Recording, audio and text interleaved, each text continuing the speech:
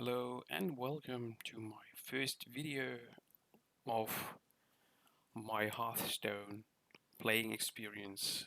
So what I would like to show here is the way how I play with the free-to-play approach that I'm taking to play Hearthstone, and how far actually you can get when you, let's say, follow some structured approach. How you can get a deck together that actually is quite cheap and which still allows you to play somehow successful even in the ranked games, so that you can actually benefit from those extra wins that you get as soon as the season is over.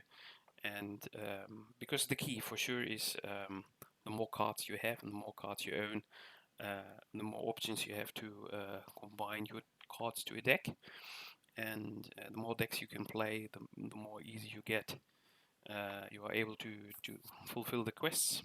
The more quests you can fill, the more gold you get, and actually it's the gold that at the end buys you the card picks.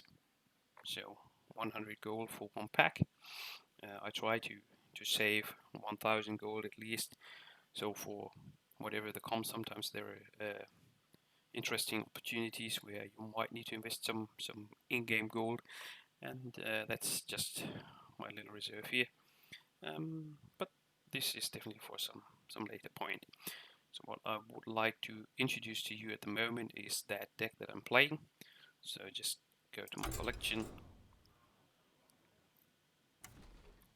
and the deck that I'm playing actually is that one. I just called it Budget Aggro Rogue Deck because there's no legendary in it, and actually it's just in the original deck that it was just one legendary one. No, it was two legendary types, or one. I can't recall. Let's see.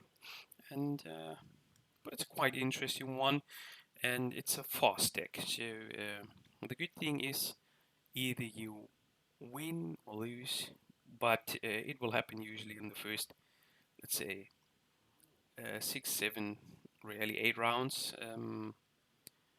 I could finish some of the games even in the 5th round, but actually that really depends on which cards you get and how fast actually you can make damage. And for sure it also depends on what kind of opponent you're facing and how that opponent is reacting to the cards that you play. Certain mistakes that you can do, and sometimes just by killing your first minions, the opponent actually does you a great favor. So that needs to be a little bit carefully played, because you easily can.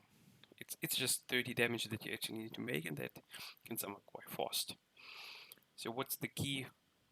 What are the key cards of the deck, and how do they function? So actually it's not that complicated. So it plays with, or it goes with stealth cards.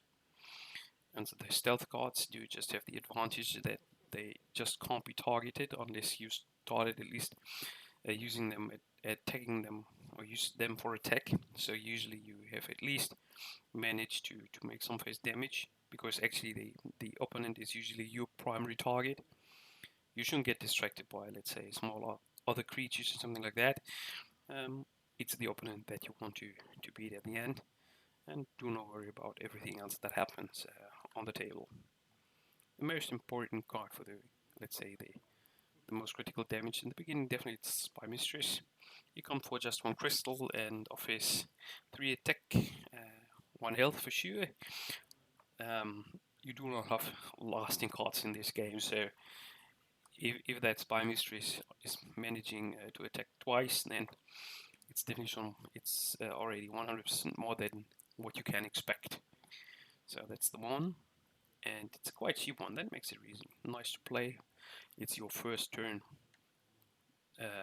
Must have and never skip it in the draw. The next one is the Worgen Infiltrator. Actually, it's the same mechanic. It just has the drawback that it just has 2 attacks instead of 3. And the next one that there is the Sneaky Delinquent. That's a common card that's not even rogue specific. It's 1 crystal more, so it's usually not the first turn card. But it comes handy with, well, it just brings itself back in the next turn, even if it gets killed. So, and you know what you can play the turn after that one got killed. It's always nice. Then there is one other card that actually also has stealth inbuilt, let's say, and that's the Burrowing Scorpio. So with the battle cry effect, where it just allows you to do 2 damage, it just gets its stealth ability afterwards. So probably you need to clean in one of those smaller minions that your enemy played, and then it has stealth, and then it comes very handy with 5 damage, 5 attack. That is which you can only, which is quite difficult to avoid. So if it gets stealth and even killed up front one of the nasty smaller ones up front, so then on that turn that really is a nice minion that you can play. So what then completes the combinations that you can actually play. So here it comes with one of the epic cards, that's the Grey Heart Sage. 3 crystals, 3 attack, 3 health. Isn't that, or doesn't sound that good, but as you already could see, you play with a lot of stealth cards, and so it gets you 2 cards, and it's about getting cards easily, because you can see there are many expensive cards. Actually, there's only one card that I play which has a cost of 5 crystals, which usually don't get paid at all. So drawing 2 cards in addition and having a 3/3 creature, that's not that bad trade-off. So actually that's really a good one.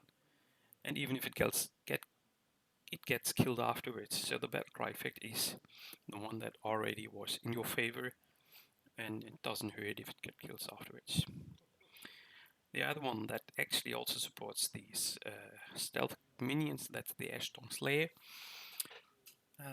Just imagine that combination. In the first turn you play, let's say, a Spymistress 3/1.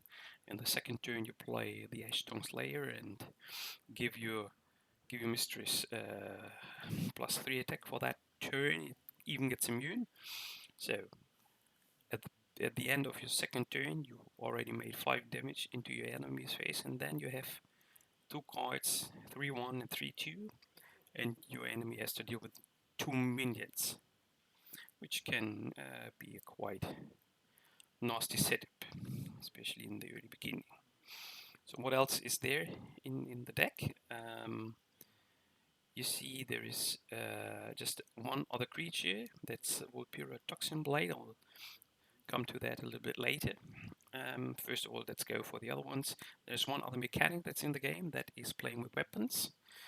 There is the most important one, that's the Hooked Scimitar, because when you can play that, and you should try to always play it with a combo effect, then you have a 4/2 weapon in your hand, and probably want to add a deadly poison. Suddenly it becomes 6/2. So it's potentially 12 damage that you can deal, and that's quite interesting. Remember that your enemy probably just has 30 health points, so it's nearly half of the game just by playing one weapon with a deadly poison on it. To make it a little bit more interesting, there is that one other creature, Vulpera Toxinblade, which adds another 2 attack on your weapon, which can give you a quite powerful strike with your own weapons. That even works very well with your rogue skill, where you just get that rogue dagger, which gives you 1 attack and 2 durability points. So play that for 2, and then the turn afterwards you play Vulpera, and then you just have 3/2 weapon being able to attack twice. Still 6 overall, 6 damage, unless Vulpera is getting killed, which happens quite often. Somehow opponents seem to worry much about that Toxinblade, although it's not that challenging, let's say. Since you are quite often will wear a weapon, even with some additional attack power, Cutting Class comes in quite handy because it allows you to draw 2 extra cards. If everything goes well, you just pay, let's say, 1 crystal when you play the Hooked Scimitar with combo effect. Sometimes you even play that one for free, so it is even nicer. What else is there? The traditional, let's say, rogue cards that you will find in a lot of other rogue decks as well. That's Cold Blood, because it just gives 4 attack. Also very, very interesting because, for example, what quite often happens, you play that backstep, which is potentially killing a small enemy. Potentially not, which isn't that important, but it allows you to activate the combo of Cold Blood. And then one of your stealth cards, let's assume in a nice case it's even the Scorpio, it gets extra 4 attack, and then you suddenly deal with a 9/2 creature, which makes it really, really interesting. Then the other one, Eviscerate, so deals 4 damage, usually also played with combo effect. That sometimes it's a finisher, it could sometimes it's that extra damage that's required to remove one of the bigger guys that's just in your way, or even that one nasty taunt minion that is distracting all of your minions that you already played and stopping your minions to directly hit the enemy. Last but not least, it's Sap, just to remove that very expensive card with taunt ability or other nasty cards which just blocks your minions to really make damage. I don't know how many times this card saved my life or saved the game and made me win the actual duel. There is one card that I actually missed. No, actually it's 2. The Secret Passage. I just put it here because I found it in one of those card packs. It really makes a nice addition into that deck. I haven't had that one in the beginning, and I was playing with 2 Cutting Claws. But actually that gives you 4 additional cards for just 1 crystal. Unfortunately, you usually can't play all of them, but each card that you get already has, let's say, the combo activated because you already played that Secret Passage, and it's also a very, very powerful card. Unfortunately, it was tuned. Previously, it was 5 cards from the deck and not only 4, but it's still a very good one. Now, really, the last one, that's the Plague of Madness. It's in the deck because sometimes there is that huge taunt minion that you just do not get rid of. And well, you just take your poisonous knife and then you push it out of the way and it will not return, which makes it quite powerful.